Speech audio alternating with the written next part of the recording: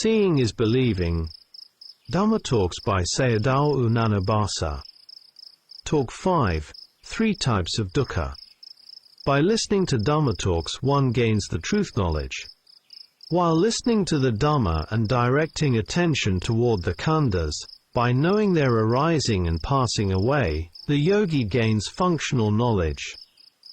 Only the yogi who possesses these two knowledges can attain the knowledge of the ending of suffering. The wanderer Jambakadaka approached and questioned Sariputta about the truth of suffering. There are 3 types of suffering, and only by understanding them is a yogi able to practice correctly. First, Dukkha Dukkhata.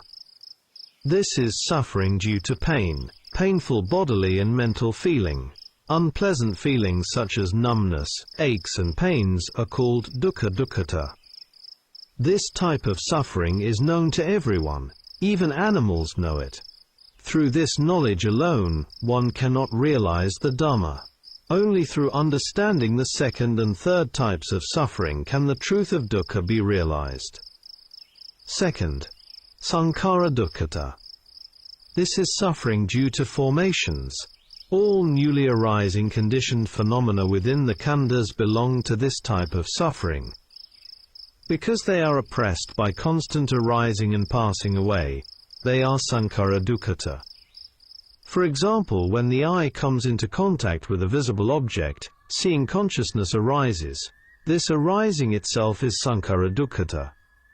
The same applies to the ear and sound, and all other sense processes. These are aggregates of intrinsic nature. They have no fixed form or substance that can be touched or measured. Not everyone can see this. Only through discerning the khandhas does one become a noble one. This is also called the result aggregate. These phenomena truly exist only as arising and passing away. When the yogi sees the arising of suffering in this way, 3 samadhi factors are established. Third, Viparinama Dukkhata. This is suffering due to change.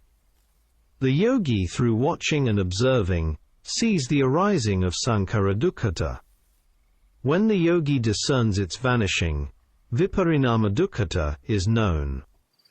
Knowing painful feeling within the khandhas is Dukkha Dukkhata. Knowing the process of dependent origination is Sankhara Dukkhata. Seeing the vanishing of these formations is Viparinama Dukkhata. Not everyone can know these distinctions. To understand the khandhas thoroughly, one must discern their arising and passing away. When this is seen, identity view falls away. There is no notion of a person or a being. There is only the knowing of pain as arising suffering. By seeing the arising, the view of annihilationism falls away. By seeing the vanishing, the view of eternalism falls away. According to Mogok Sayadaw, observation of feeling reveals its arising and vanishing as the ultimate phenomena. Although these phenomena are extremely unstable, they are the correct objects for observation. What perishes is the arising of intrinsic phenomena, not the physical body. The body does not perish instantly, it ages gradually.